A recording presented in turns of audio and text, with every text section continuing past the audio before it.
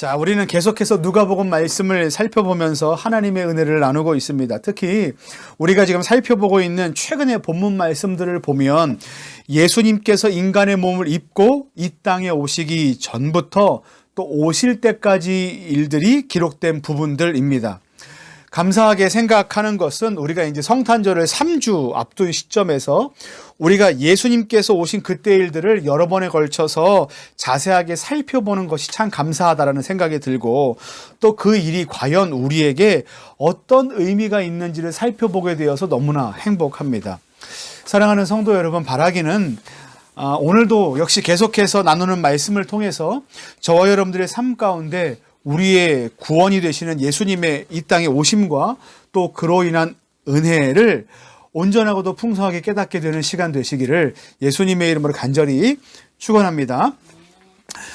오늘 우리가 함께 읽은 본문 말씀은 보통 이제 성탄절 전야 행사 때 성극의 소재로 많이 사용되는 부분입니다. 핵심 내용은 뭐냐면 한밤중에 목자들에게 나타난 천사가 아기 예수님이 탄생했다라는 소식을 전해주었다는 내용이 그 중심 내용입니다. 그리고 마지막에 청중들을 향해서 천사가 이렇게 선포합니다. 하늘에는 영광이요 땅에서는 평화로다, 이렇게 크게 외치면서 사람들이 박수를 치고 환호하고 감동을 받는 부분이 우리가 보고 있는 이 성경의 부분입니다. 이때 보통 이제 우리가 관심을 갖게 되는 단어가 있는데 어떤 단어냐 하면 평화라는 단어예요. 평화라는 것에 우리는 큰 관심을 갖습니다. 왜 그럴까 이제 생각해 보면 그건 아마도 우리의 삶의 형편이 그다지 평화롭지 못한 상태에 있기 때문이 아닐까라는 생각을 갖게 됩니다. 퍽퍽한 상황 가운데 있기 때문이죠. 가끔 저는 이제 이런 생각을 할 때가 있어요. 어린 아이들이 부럽다. 또 어린 아이들 중에서도 특별히 어린 유아들이 참 부럽다라는 생각을 갖게 됩니다. 왜냐하면 우리 어린 유아들은 세상 걱정이나 근심이나 또 염려 하나 없이 살 수 있지 않을까라는 생각을 갖기 때문에 그래요. 전부 다 그렇지는 않겠지만 일반적으로 어린 유아들의 삶의 모양을 보면 어떻습니까? 부모들이 차려준 밥을 먹고 마음껏 실컷 하루 종일 놀기만 해도 예쁘다, 아이고 사랑스럽다 이런 칭찬을 받기도 하고, 또 언제나 어디서나 졸리면 그냥 부모 품에 안겨서 그냥 팍 쓰러져 잠이 들면 그만입니다. 그리고 어느새 눈을 뜨면 어디에 와 있습니까? 집에 와 있어요. 저는 그런 아이들을 보면서 참 부럽다라는 생각을 해요. 이런 유치한 생각을 하고 있는 것을 보면 저도 지금을 살아가는 삶이 고되고 팍팍한 상태인 것은 아닌가 생각하게 된다는 겁니다. 그러니 자연스럽게 무엇을 꿈꿉니까? 평화스러운 삶을 꿈꾸고 있다는 것이 우리의 마음 안에 작동하고 있다는 것을 발견하게 된다는 거예요.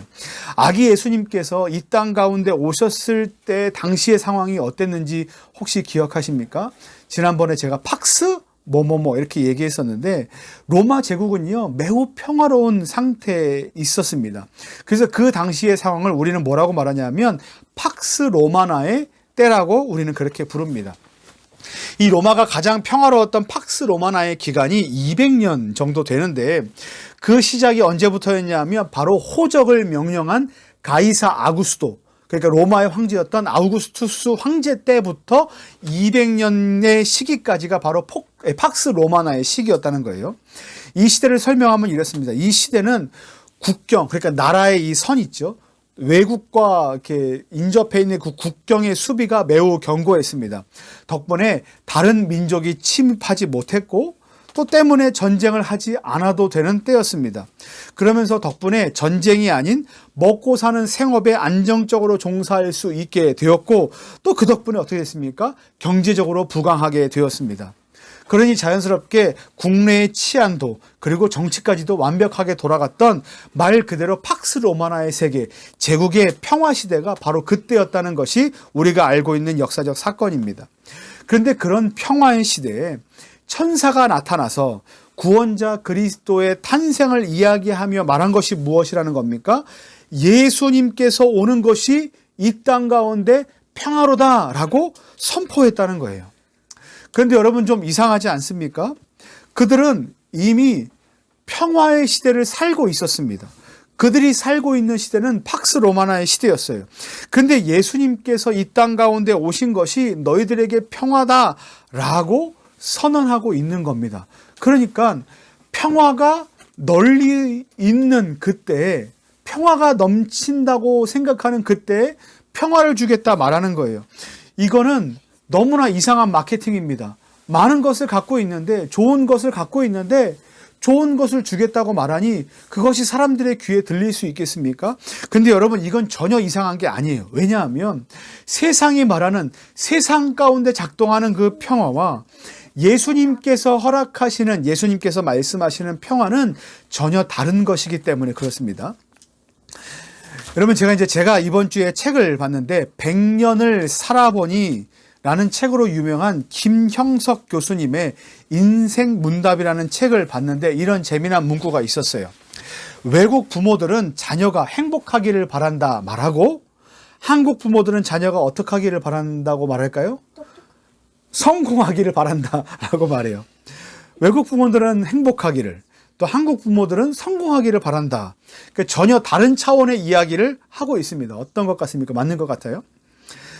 북유럽의 부모님들을 보면 행복을 얘기하고, 또 한국 입시 현장에서 부모들은 왜 공부합니까? 왜 공부시킵니까? 라고 말하면 성공하기를 바라기 때문에 공부시킵니다. 이렇게 말하는 경우가 많다는 거예요.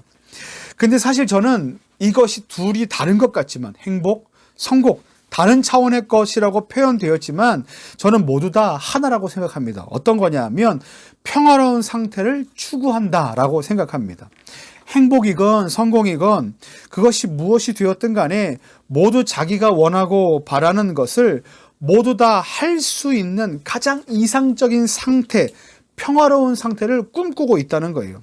그런데 우리가 예수님께서 말씀하신 이 평화를 자신이 추구하고 원하고 바라는 것을 완벽하게 할 수 있는, 획득하고 확보할 수 있는 것으로 이해한다면 우리에게 주시는 예수님의 평화에 대한 메시지를 우리가 잘못 이해하는 거라고 생각합니다. 오늘 말씀을 좀 함께 살펴볼 텐데, 오늘 말씀에서 우리가 두 가지 좀 내용을 살펴보려고 하는데, 첫 번째는 이거예요. 천사들이 소식을 전한 그 대상이 오늘 본문에 누구였다는 겁니까? 목자들이었다는 거예요. 그리고 또 다른 한 가지 살펴볼 것은 천사들이 전한 구주 그리스도에 대한 표적이 무엇이다? 강보에 쌓여 구유에 누여 있는 아기다. 이것이 표적이었다는 것을 우리가 좀 살펴보려고 합니다. 첫 번째, 목자들 이야기를 한번 좀 해보겠습니다. 목자들 이야기인데요. 당시 사회적 배경에서 본다면 목자들은 매우 천대받았던 무리들이라고 할 수 있어요. 지금 우리가 사는 시대에 소를 키우고 양을 키우는 목축업을 하는 분들이 아니라 당시 사회적 통념에서 본다면 목자들은 매우 천대받았던 사람들이라고 말하는 겁니다. 오해하지 않으시면 좋겠습니다.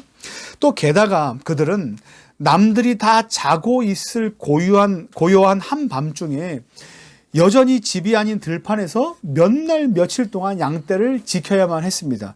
이게 그들이 처한 상황이었어요. 이런 상황에 있던 목자들의 마음 상태가 어떠했을까라는 것을 저는 한 주 동안 좀 생각해 봤어요. 어떤 상황이었을까? 그들의 마음이 어떠했을까 좀 곰곰이 생각해 봤는데, 전부 다 그렇지는 않겠지만 제 마음에 이런 마음이 들었어요. 과연 나는 태어나서 그 일을 할 수밖에 없었고, 내가 하고 있는 그 어떤 일로 인해서 많은 사람들이 지금 자신을 푸대접합니다. 그러면 월급이라도 세고 몸이라도 편하면 좋겠는데 가져오는 월급은 쥐꼬리만 하고 몸은 극도로 피곤하기만 합니다. 게다가 문화적으로 혜택을 누리기는커녕 세상 중심에서 한참 동떨어져 남들이 일할 때에도 일하고 남들이 쉴 때에도 일할 수밖에 없는 일반인들과는 전혀 다른 고된 삶의 패턴을 가지고 살아가는 것이 바로 목자들의 삶입니다. 그러면 그 마음의 상태는 어떻겠습니까? 평화롭겠습니까? 아니요, 그렇지 못할 겁니다. 왜냐하면 남들이 누리고 있는 것을 누리지 못하기 때문에 오는 상대적인 박탈감, 평화롭지 못한 상황, 퍽퍽한 마음이 그들 가운데 있었을 것이라는 거예요. 그런데 세상은 팍스 로마나 평화의 시대라고 말합니다.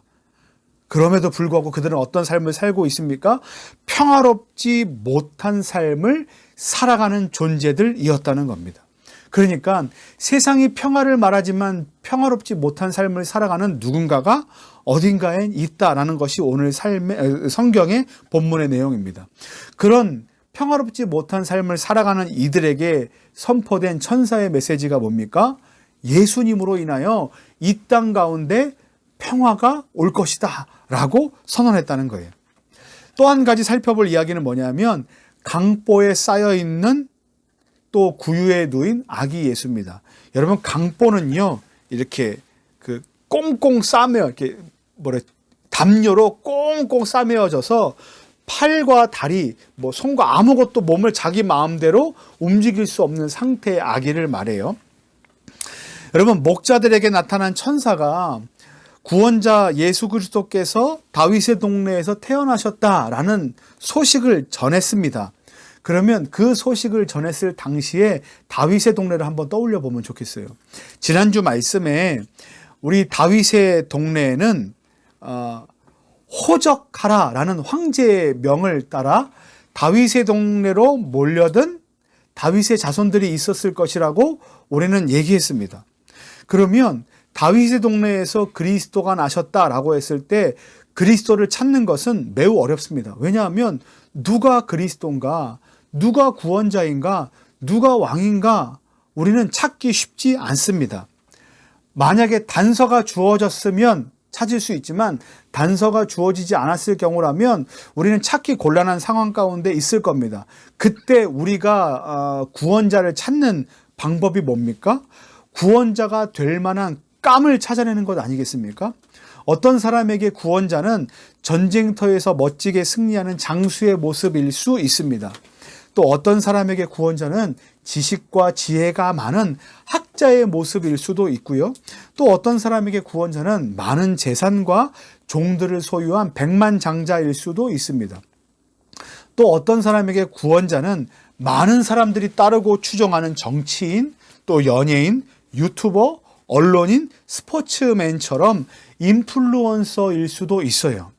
그러니까 한마디로 당시 사람들이 생각하기에 그래도 구원자는, 그래도 우리의 왕은 이 정도는 돼야 하지 않겠어라는 어떤 흠모할 만한 이미지가 있어야 한다는 거예요. 제가 이제 요즘에 철진한 드라마를 계속해서 보고 있는데 태조왕건이라는 드라마를 보고 있어요. 태조왕건의 이제 이 작품을 보면 물론 드라마이겠지만 역사적인 자료들을 토대로 만들어지고 어떤 부분은 자료에 의해서 어떤 부분은 꾸며졌다 이렇게 이제 구분해서 이야기하고 있기 때문에 그 당시의 상황들을 이해하는 데는 좋다라는 생각을 갖게 됩니다. 근데 고려의 태조인 이 왕건은 어떤 인물로 그려지고 있냐 하면 부족함이 하나도 없었던 인물로 그려지고 있어요. 집안도 개성 상인 부자로 또 등장하고 특히나 중국과 교역을 하는 바다를 잘 아는 상인으로 등장을 하며 어린 시절에는 똑똑하고 또 무술도 잘하고 항해할 수 있는 항해력도 가지고 있고 지략도 뛰어나고 사람들을 잘 아우를 수 있는 겸손도 또 가지고 있으며 사람들이 흠모할 만한 모든 것을 두루 갖춘 인물로 그 드라마에서 왕건이 표현되고 있습니다. 그래서 결국 어떻게 되었더라? 왕이 되었더라라는 것이 전반적인 이 내용의 결말입니다. 스토리예요. 이게 사람들이 말하는 왕에 대한 조건 또 그 스토리 아니겠습니까? 그런데 오늘 목자들에게 천사가 알려준 그리스도에 대한 표지가 뭐냐면 강보에 쌓인 아기, 구유에 누인 아기라는 거예요. 덕분에 수많은 사람들이 모여있는, 다윗의 자손들이 모여있는 곳에서 그리스도를 찾는 것은 매우 수월했을 겁니다. 하지만 여기엔 뭐가 없습니까? 믿을만 하거나 흠모할만 하거나 따라야 할 모양이 없습니다. 강보에 쌓인 연약한 아기, 게다가 구유에 누인 가난한 가정의 아기가 어떻게 우리의 구원자가 될 수 있겠습니까? 한번 생각해 보세요. 나보다 어린 사람이, 나보다 더 할 수 없는 그 연약하고 어린 아기가 나를 구원해 줄 것이다? 나를 다스릴 것이다? 나를 통치해 줄 것이다? 나의 삶을 더 행복하게 해줄 것이다 라고 어떻게 생각할 수 있겠습니까? 그럼에도 불구하고 예수님은 아기의 몸으로 이 땅 가운데 오셨어요. 왜 그렇게 오셨을까? 그건 나중에 이제 우리가 교리문답 공부를 하면서 더 자세하게 나누겠지만, 핵심은 예수님께서 아기 예수로 이 땅 가운데 오신 그 목적은 예수님이 세상을 정복하고 예수님이 세상을 굴복시키고 예수님이 세상을 억압하기 위해서 이 땅 가운데 오신 것이 목적이 아니라, 예수님께서 이 땅 가운데 오신 목적은 무엇이다? 인간들의 죄의 문제를 해결하시기 위해서 이 땅 가운데 오셨다. 그리고 그것 때문에 아기의 몸을 입고 이 땅 가운데 오셨다라는 거예요. 이게 예수님께서 아기의 몸을 입고 이 땅 가운데 오신 이유입니다. 그러면 이렇게 정리해 볼 수 있어요. 예수님께서 그렇게 낮은 자들 가운데 아기 예수의 몸을 입고 이 땅 가운데 오셨다라는 것이 우리 가운데 큰 평화가 될 거다. 이게 지금 말씀의 핵심인데, 그러면 우리가 생각해 봐야 될 게 뭐냐면, 평화의 시대를 살고 있지만 평화가 없는 낮은 자들에게 예수님께서 약속하신 그 평화가 과연 무엇인가? 세상의 평화와 예수님께서 말씀하신 평화가 다르다고 얘기했는데, 예수님께서 말씀하시는 그 평화는 과연 무엇인가 하는 내용을 우리가 좀 생각해 봐야 된다는 거예요. 그 평화의 내용이 무엇이겠습니까? 예수님께서 예수가 이 땅 가운데 오면, 내가 이 땅 가운데 오면 너희의 인생이 평화로울 것이다 라고 말씀하셨을 때 그 평화가 무엇이겠습니까? 더 많은 돈을 버는 것이겠습니까? 더 건강한 육신을 얻는 것이겠습니까? 더 좋은 대우를 얻는 것이겠습니까? 더 좋은 명예, 더 많은 권력, 더 많은 성적인 매력을 갖는 것이겠습니까? 아니면 그 외에도 내가 원하고 바라고 희망하는 다른 것들을 내가 원하는 만큼 바라는 만큼 마음껏 얻는 것이 예수님께서 말씀하시는 평화겠습니까? 예수님께서 세상과 다른 평화를 허락하신다고 말씀하셨으면 좀 내가 누리지 못하는 것을 역전시켜 주셔야만 하지 않겠습니까? 라는 것을 우리가 생각할 수 있지만, 예수님께서 말씀하시는 평화는 그렇지 않다는 거예요. 얼마 전에 우연히 제가 한 기도원에서 이제 축복 기도회 같은 것을 해주는 유튜브 영상, 또 실황을 제가 보게 되었습니다. 강사분과 또 이렇게 회중들이 함께 모여 이렇게 뜨겁게 찬양을 하고, 강사분이 이제 뜨거운 찬양을 마치고 말씀을 듣고 이제 이렇게 회중들이 자리로 돌아가는 그 사이에, 그 잠깐의 이제 오디오가 비지 않도록 하기 위해서 이렇게 축복의 멘트를 하시는 것을 제가 듣게 되었어요. 정확한 워딩이 이렇습니다. 그분이 하셨던 멘트가 이래요. 예배드리면 기적이 일어납니다. 지금부터 모든 것이 쉽게 잘 됩니다. 생각한 것보다 더 잘 됩니다. 계획한 것보다 더 잘 됩니다. 마음먹은 것보다 더 잘 됩니다. 영권, 인권, 물권의 축복을 받은 자가 되었습니다. 우리는 용사의 영을 받아 12제자 삼고 5대양 6대주를 누비는 영적 거장이 되었습니다. 그러니까 말 한마디 한마디가 끝날 때마다 아멘, 아멘, 아멘 이렇게 얘기합니다. 여러분, 예배를 드리면 기적이 일어납니까? 자, 우리가 이제 예배를 드렸어요. 그러면 기적이 일어납니까? 물론 믿음으로 예배 드릴 때, 하나님의 말씀이 선포될 때 하나님께서 우리에게 일하시는 것을 우리는 종종 경험하게 됩니다. 마음이 상한 자는 마음이 치료받고, 육신이 상한 자는 질병 가운데서 노임을 받고, 또 하나님의 은혜 가운데 관계가 회복되고 우리의 마음이 겸손해지고 낮아지는 것을 경험합니다. 여러분, 이게 기적이에요. 예배 드릴 때 기적을 체험하게 됩니다. 하지만 예배를 드렸기 때문에 기적이 일어나는 것이 아니라, 그래서 기적을 바라고 예배를 드리는 것이 아니라, 우리가 예배를 드리는 것 자체, 죄인인 우리가 하나님 앞에 나와 예배할 수 있는 것 자체가 이미 기적입니다. 어떻게 하나님의 일하심을 모든 것이 쉽게 잘 되고, 생각한 것보다 더 잘 되고, 계획한 것보다 더 잘 되고, 마음먹은 것보다 더 잘 될 것이며, 영권, 인권, 물권의 축복을 받은 것이 하나님의 일하심의 결과라고 이야기하겠습니까? 저도 그러고 싶습니다. 좀 더 편하고 싶고, 그러면서 돈도 많았으면 좋겠고, 좀 더 유명해지면 좋겠고, 내가 개척하면 사람들이 쓰나미처럼 몰려오면 좋겠고, 삐까뻔쩍한 교회 건물에서 예배하면 좋겠고, 당당하게 사람들 만나서 밥도 사주고 커피도 사주면서 이러저러한 간증들을 이야기해주면서 하나님의 은혜야, 하나님의 도우심이야, 그렇게 멋지고 얘기하고 싶습니다. 그런데 그렇지 못한 상황 가운데 있는 상황들을 우리가 맞이하지 않습니까?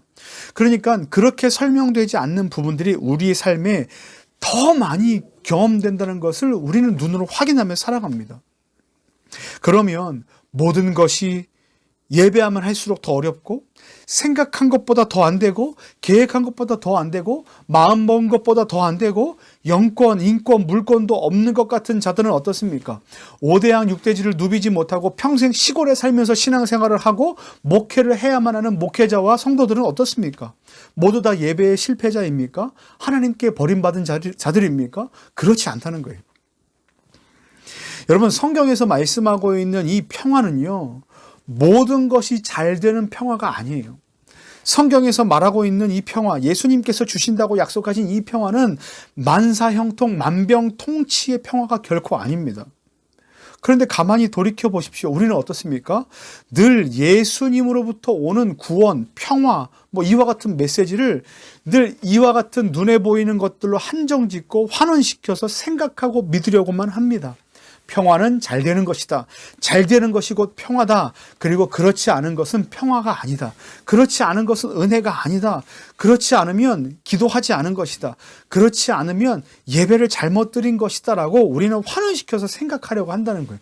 그래서 예배를 더 잘 드려야만 하고, 기도를 더 견고하고 또 공고하게 하려고 하고, 기도를 더 유창하게 해야 되고, 그리고 방언을 해야 하고, 그리고 기적이 일어난 그와 같은 치유 집회에 우리는 참여해야만 하고, 말씀보다 기도고, 또 이렇게 정적인 말씀보다, 정적인 기도보다 더 뜨겁게 찬양하고, 묵상보다는 통성으로 기도해야 되는 것이 우리가 생각하는 방향들입니다. 물론 뜨겁게 기도하고 간절히 기도하고 또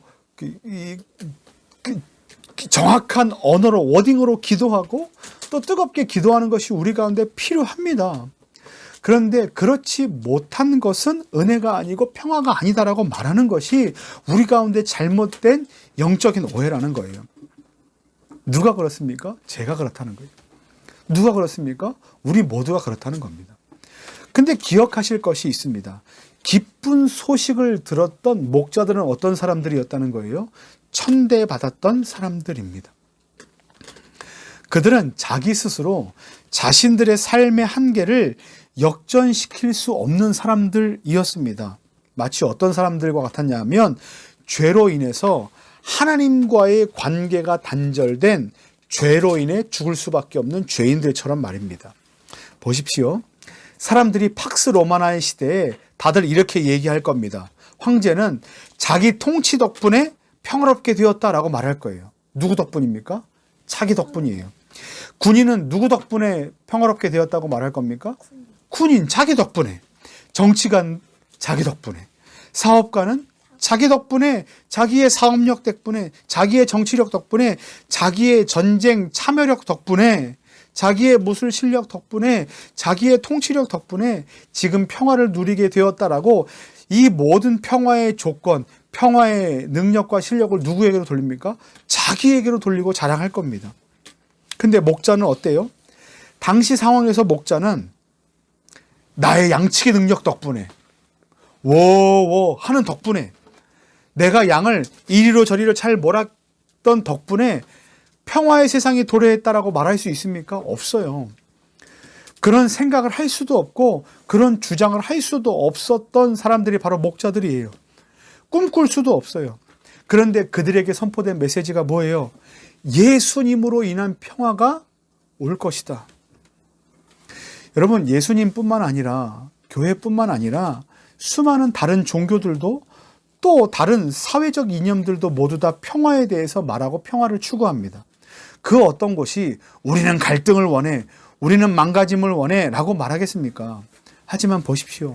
수많은 곳에서 평화를 논하고 수많은 곳에서 여전히 평화를 추구하지만 여전히 세상은 대립하고 갈등하고 있습니다. 평화를 원하지만 평화가 없어요. 자기들이 평화를 주장하지만 평화를 우리가 누리며 살지 못합니다. 그래서 우리는 잘 알아야만 합니다. 무엇이냐면 진짜 예수님께서 말씀하시는 평화, 예수님으로부터 얻게 되어 누리는 평화가 과연 무엇인가? 말씀을 보십시오. 14절 말씀에 보면 이렇게 되어 있습니다. 땅에서는 하나님이 기뻐하시는 사람들 중에 평화로다라는 말씀이 기록되어 있는데 그 앞에 나오는 말씀이 뭐예요? 지극히 높은 곳에서는 영광이다. 하나님께 영광이다라는 메시지가 먼저 등장을 해요. 근데 여러분, 하나님께 범죄한 인간은 죄로 인해서 하나님과의 관계가 깨어져 있기 때문에 하나님께 영광을 돌리지도 못하고 하나님께 영광을 돌릴 생각도 하지 못해요. 뭐 때문에? 죄 때문에. 그리고 그렇게 하나님께 영광을 돌리지 못하는 죄로 인해서 하나님과 깨어진 인간은요, 하나님의 샬롬, 하나님의 평강을 누릴 수가 없어요. 왜냐하면 영적으로 죽어 있고 또 영적으로 죽어 있는 그 영혼은 자기의 삶을 역전시킬 수 없기 때문에 그래요.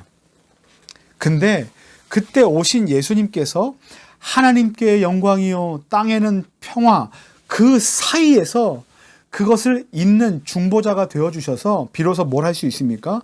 죄인인 우리가 하나님께 영광을 돌리는 인간 본래의 존재의 목적을 회복했다는 거예요. 그러면서 누리게 되는 것이 뭐예요? 하나님의 평화예요. 그러니까 하나님과 우리는 깨어져 있어서 평화롭지 못한데 예수님께서 이 깨어진 사이를 이렇게 붙여주셨어요. 그래서 하나님과 동행하고 하나님과 함께 살고 하나님의 사랑을 누리고 하나님을 사랑하고 즐거워하며 사는 상태가 되었다는 거예요. 여러분, 이게 평화예요. 병이 낫지 못해도, 돈이 없어도, 명예를 갖지 못해도, 실력이 없어도, 5대양 6대주를 누비지 못해도 하나님과 함께하면 그것이 평화라는 거예요. 진짜 평화는 모든 것이 잘 되는 만사형통이 아니라 진짜 평화는 하나님과의 깨어진 관계가 회복되어 하나님과 함께하는 것을 누리고 있는 것이 평화고, 그 일을 이루신 분이 누구시다? 예수 그리스도다라는 것을 오늘 말씀이 우리 가운데 말씀하고 있는 거예요. 에베소서 2장 13절 14절 말씀에 이제는 전에 멀리 있던 너희가 그리스도 예수 안에서 그리스도의 피로 가까워졌느니라. 그는 우리의 화평이신지라. 둘로 하나를 만드사 원수된 것 곧 중간에 막힌 담을 자기 육체로 허시고. 요한일서 4장 10절 말씀에 사랑은 여기 있으니 우리가 하나님을 사랑한 것이 아니요 하나님이 우리를 사랑하사 우리 죄를 속하기 위하여 화목제물로 그 아들을 보내셨다. 계속해서 성경이 말씀하고 있는 것이 무엇이냐면 갈라진 하나님과의 관계를 화목하기 위해서 오신 분이 바로 예수 그리스도시다라는 거예요. 여러분, 앞에서 말한 어떤 강사분의 말처럼 예배드리면 기적이라는 것이 아니라, 예배는 어떤 기적을 획득하기 위해서 드리는 것이 아니라 평화의 근원 되시는 예수님을 통해서 하나님께 나아가는 것이 이미 우리에게 기적입니다. 우리는 이미 기적을 살고 있고 우리는 평화를 누리고 있어요. 그러면 그렇게 기적을 맛보고 예배하고 평화 가운데 있는 우리가 할 수 있는 것이 무엇인지 아십니까? 따라하겠습니다. 우리가 할 수 있는 거 따라하면 좋겠습니다. 예수님을 의지하여 은혜의 보좌 앞으로 나아가야 합니다. 여러분, 우리는요, 예수님을 의지하여 은혜의 보좌 앞으로 나아가야만 합니다. 왜냐하면 그것이 하나님과의 샬롬을 누릴 수 있는 방법이기 때문에 그래요. 우리는 그 어떤 것으로도 우리의 삶을 역전시킬 수 없습니다. 말이 좋아서 역전시킬 수 없는 것이지, 우리는 죄로 인해서 하나님과의 관계가 깨어진 사람, 즉 죽을 수밖에 없는 죄인이에요. 그런데 예수님께서 주신 평화로 어떻게 되었습니까? 하나님과 화평케 되었습니다. 그리고 인생이 역전되어 영원한 생명을 누리게 되었고, 담대히 날마다 은혜의 보좌 앞으로 나아갈 수 있는 자가 되었고, 하나님을 이렇게 부를 수 있게 되었어요. 아빠, 라고 부를 수 있게 되었어요. 하나님을 아빠라고 부를 수 있게 되었어요. 하나님을 아저씨, 하나님을 저기요, 하나님 거기요 라고 부르지 않고 하나님을 아빠, 아버지라고 부를 수 있게 되었다는 건 뭐예요? 하나님으로부터 오는 그 모든 사랑과 은혜와 능력을 내가 마음껏 받아 누릴 수 있는 그 특권 가운데 우리가 있게 되었다는 거예요. 누구 때문에? 예수님 때문에. 여러분, 이게 샬롬이고 이게 평화예요. 그런데 우리는 거대한 팍스 로마나와 같은 세상을 살아가면서 계속 까먹어요. 그리고 주문을 외워요. 더 많은 것을 갖게 해주십시오. 더 좋은 것을 갖게 해주십시오. 더 넓은 것을 갖게 해주십시오. 삶을 역전시켜 주십시오.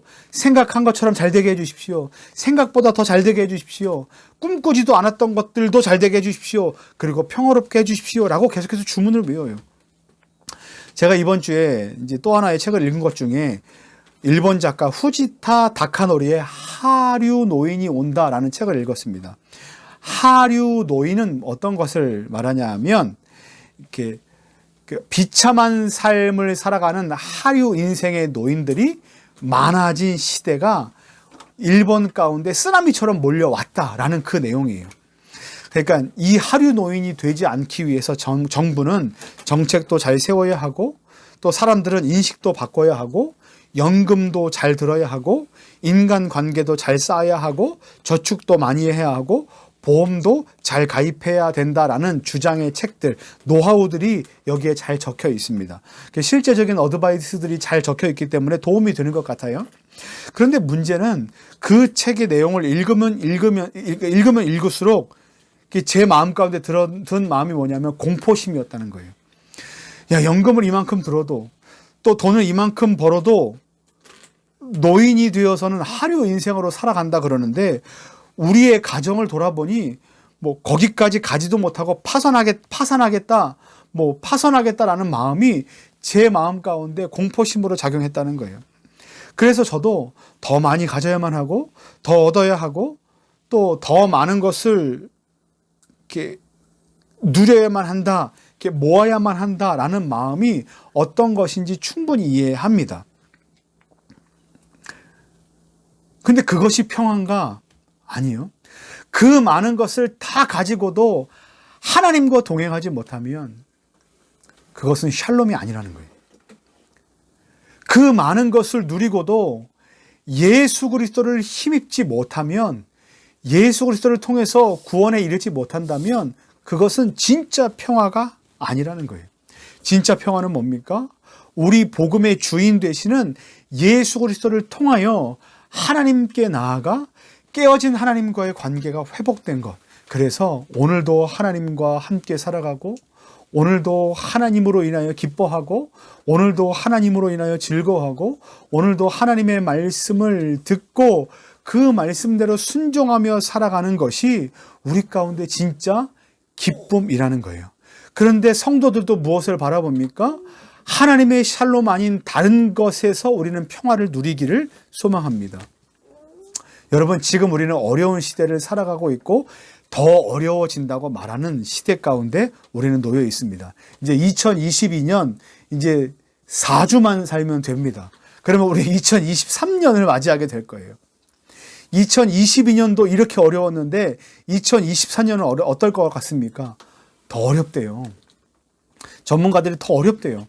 여러분, 그 어려운 시기를 우리는 어떻게 살아가야만 하겠습니까? 오늘 주신 말씀처럼 평화의 근원 되시는 예수님을 의지해서 은혜의 보좌 앞으로 나가는 거예요.